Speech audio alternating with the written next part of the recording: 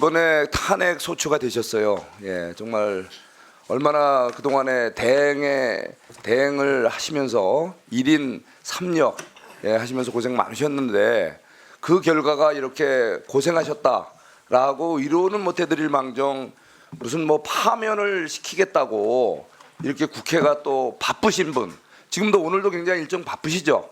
최근에 현안이 너무나 많지 않습니까? 국내 현안이. 이렇게 바쁘신 분을 이 자리에 불러서 또 뭐 청문회까지 또 하겠대요. 뭐 종전에는 그냥 바로 탄핵 본회의 의결해서 처리하더니 이게 무슨 이유인지 이렇게 또 청문회까지 하는 이 자리에 제가 뵙게 된 게 제가 좀 부끄럽습니다. 예, 자, 탄핵 소추 사유가 몇 가지가 있어요. 뭐 가급적이면 짧게 해주시면 제가 또 제 시간을 갖고 말씀드리겠습니다. 피소추자의 1, 2, 3 내란 관련 행위에 뭐 관여했다 이렇게 얘기를 합니다. 계엄에는 분명히 반대하시죠? 네, 그렇습니다. 예, 또 이거는 아직 내란이라고 아직 확정되거나 이 재판 과정에서 이게 결정된 게 아직 없습니다. 그런데 이것을 마치 뭐 내란 관련 행위에 뭔가 관여했다 이렇게 얘기를 합니다. 그리고 탄핵 소추 사유라고 그래요. 요거에 대해서 간단한 입장 좀 말씀해 주시죠.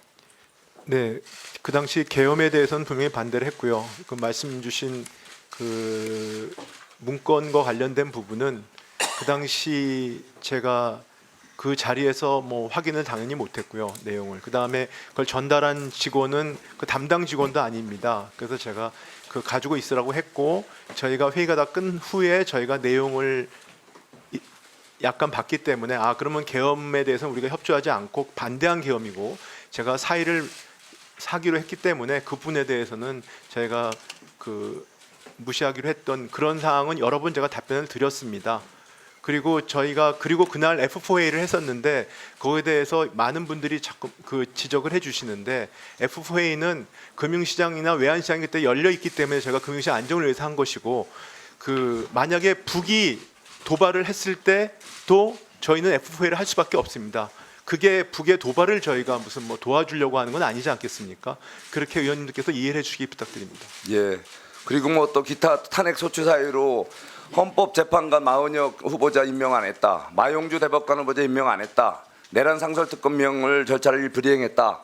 뭐 이런 사유를 대고 있는데, 그거는 인사권자로서 충분히 그 이런 재량 범위 내에서 검토가 필요한 부분, 여러 가지 고민 사유가 있어서 그랬던 거죠. 네, 짧게 간략히 말씀을 예. 드리면은요, 그 제가 대행이 되는 순간 내부에서는 그 대통령 국무총리가 모두 직무 정지 중이기 때문에 권한대행이 헌법재판관을 임명하는 것은 상당히 제한적으로 행사해야 된다. 그리고 그렇기 때문에 여야 합의의 관행을 따라야 된다. 뭐 이렇게 저희 전임 대행께서 말씀을 하셨고요. 그래서 그 원칙을 따라야 되는데 당시에 헌법 절차가 진행이 돼야 된다라는 생각으로 일단은 여야 합의가 확인된 두 분에 대해서 제가 임명을 한 것입니다. 그래서 헌재 절차는 계속 진행이 됐고요.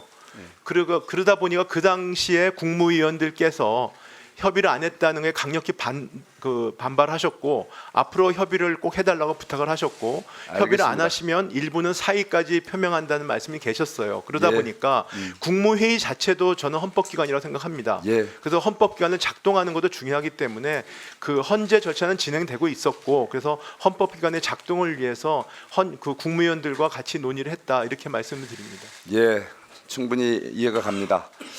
자, 저는 우리 최상목 중인의 이런 답변도 있었지만 이번 우리 법사위, 대한민국 22대 국회 법사위에서 윤석열 정부를 흔들고 결국은 이렇게 윤석열 정부의 파국이 오기까지 얼마나 이 많은 그 국회 비상수단을 동원했는지 정말 생각하면 기가 막힙니다.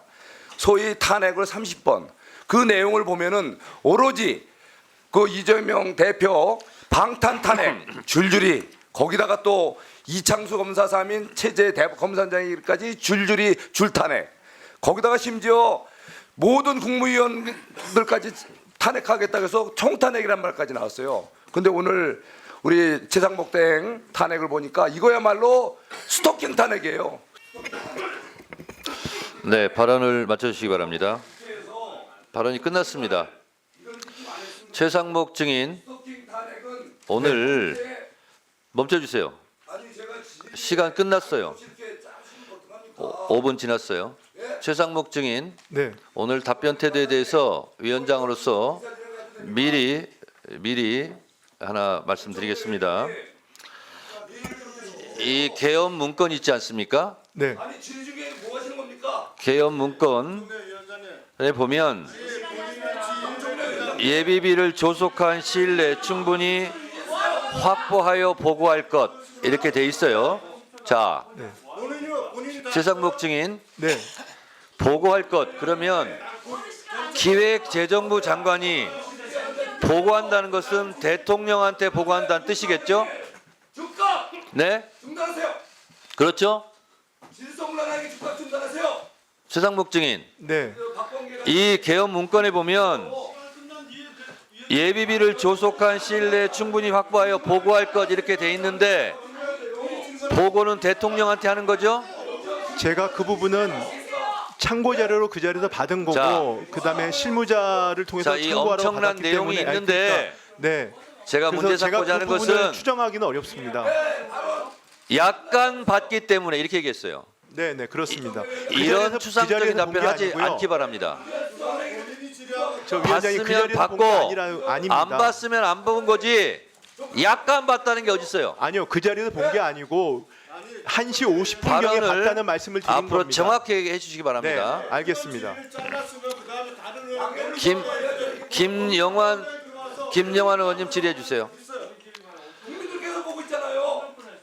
송석준 의원님은 의사 진행이 방해가 된다고 위원장이 판단하고 인정하기 때문에 국회법 145조 1항에 의해서 1차 경고합니다.